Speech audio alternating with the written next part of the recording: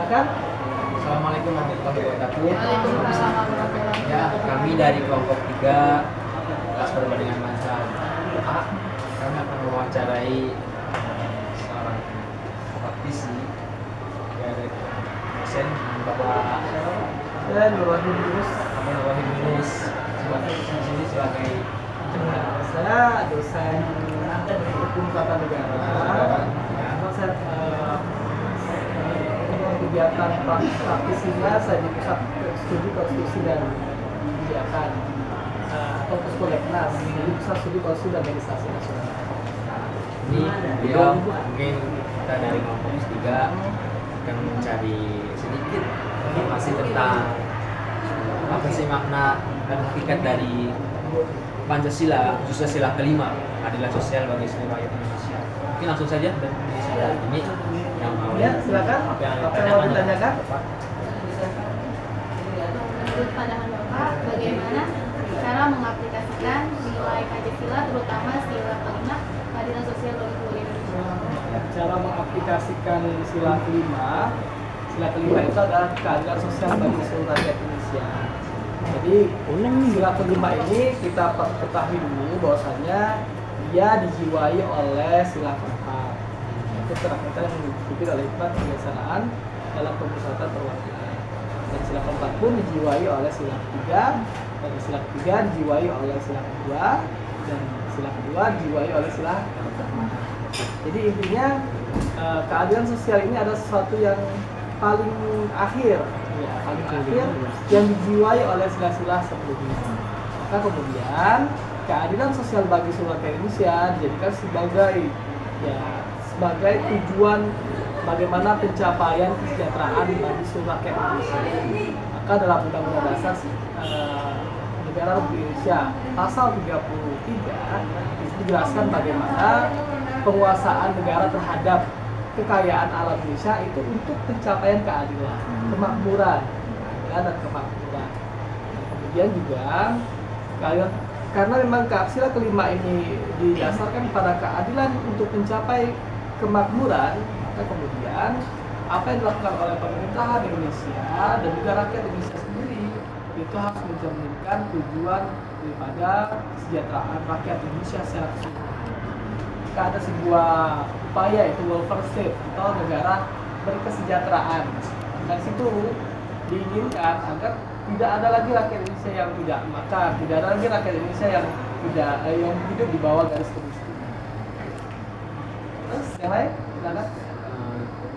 Tadi kan Bapak sudah menjelaskan tentang jadi kesejahteraan ya, kesejahteraan.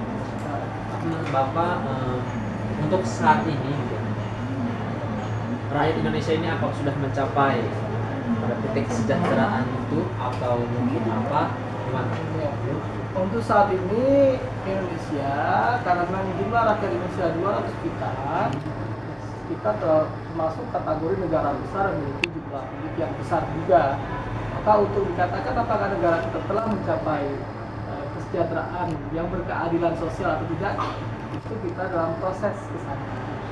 Tapi kalau sendiri dikatakan masuk kategori negara sejahtera atau tidak, kita masih belum menjadi negara yang sejahtera. Keadilan sosial pun kita belum mencapai itu. Tetapi dalam sila kelima ini telah dijadikan sebagai dasar dalam berperilaku bagi warga negara Indonesia dan seluruh komponen masyarakat Indonesia.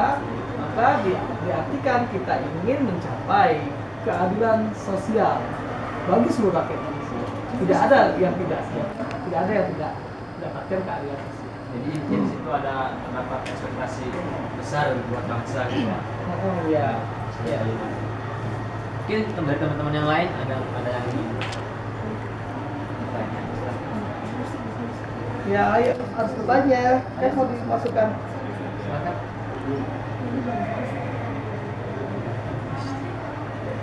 Silakan. Ada yang mau nanya? Yang mana? Baik, tuh tanya. Pak, menurut Bapak dalam keadilan sosial bagi seluruh rakyat Indonesia kan pasti ada hambatannya tuh Pak. Nah, hambatannya itu sendiri tuh ada apa aja sih Pak dalam hambatannya itu? Ya, pertanyaan bagus. Ya, ini harus masuk kategori. Jadi ada suatu proses, ada keinginan, ada wacana. Berarti apakah ada hambatan? Pasti. Ini ada bagian daripada upaya menjelmakan keadilan sosial. Apa kendalanya? Kendalanya itu diantaranya dari warga negara Indonesia sendiri, kemudian dari para pengurus bangsa negara Indonesia, yaitu pemerintah. Jadi dua komponen ini, ya maka kemudian kita lihat warga negara Indonesia tidak banyak mampu melakukan perbuatan-perbuatan yang menghasilkan pendapatan. Makanya oleh karena itulah Jokowi Presiden Indonesia mewajibkan seluruh warga negara untuk mau bekerja. Nah itu juga upaya untuk pencapaian keadilan sosial. Jadi masyarakat yang masih tinggal di bawah kolong jembatan, masih mengemis, masih di bawah taraf ke ekonomi di bawah standar, ada kemiskinan, itu karena memang mereka juga belum mampu melakukan perbuatan-perbuatan yang menghasil kreativitas yang menghasilkan penghasilan yang layak. Nah, kemudian dari komponen pemerintah atau pelaku administrasi negara, mereka menjadi hambatan karena mereka melakukan perbuatan-perbuatan yang bersifat kepentingan pribadi atau kelompoknya. Misalnya apa? Korupsi.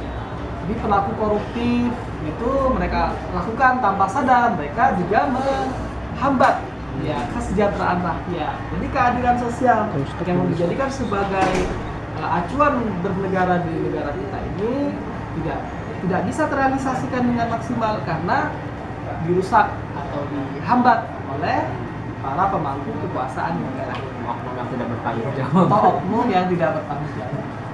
Mungkin yang lain, teman-teman, Rizky, ada yang lain?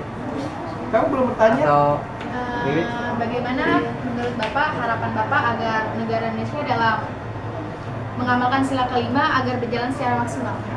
Ya. Jadi harapan kita bagaimana bisa menjalankan sila kelima keadilan sosial bagi seluruh rakyat Indonesia, maka perlu adanya sinergi hubungan timbal balik antara pemerintah dan warga negara, saling berhubungan dan berkesinambungan. Jadi mereka semuanya, setiap komponen ini dari masing-masing daripada pemerintah maupun warga negara ini, mereka mau melakukan perbuatan-perbuatan untuk kemajuan negara kita. Jadi tidak ada lagi namanya kepentingan pribadi atau kelompok atau golongan. Jadi kalau masih mikirkan kelompoknya atau golongannya, maka itu yang untuk pencapaian keadilan secara merata bagi seluruh Indonesia itu tidak akan tercapai. Ya. Gimana? Yang lain ada lagi? Selesai? Cukup. Ya Pak, setelah teman-teman menanyakan tentang masalah hambatan, yang saya ingin tanyakan kepada Bapak itu tentang solusinya dalam menjalankan sila kelima. Solusi? Iya.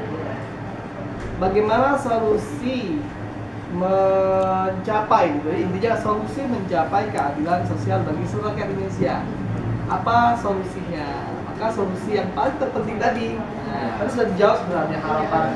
Iya, gitu. Adanya sinergitas atau hubungan timbal balik antara pemerintah dengan warga negara Indonesia untuk kemudian mementingkan kepentingan bangsa dan negara di atas kepentingan pribadi atau kelompok dan ya, mungkin itu.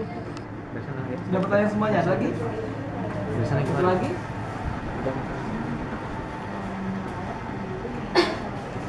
Ya, mungkin cukup sampai di sini wawancara eksklusif dengan Bapak Herem Yunus. Kami dari kelompok 3. Saya Tong Atila. Saya Dinia Lestari. Saya Wit Kurnia. Saya Adi Samandari. Saya Rizky Pratama Putra.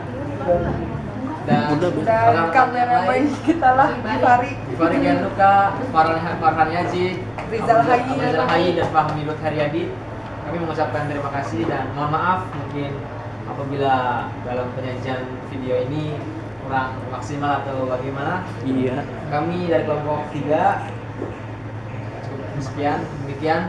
Billahi taufiq wal hidayah. Wassalamualaikum warahmatullahi wabarakatuh. Waalaikumsalam warahmatullahi Dosennya siapa dosennya? Bung Mufi dan juga sebagai kepala. Iya.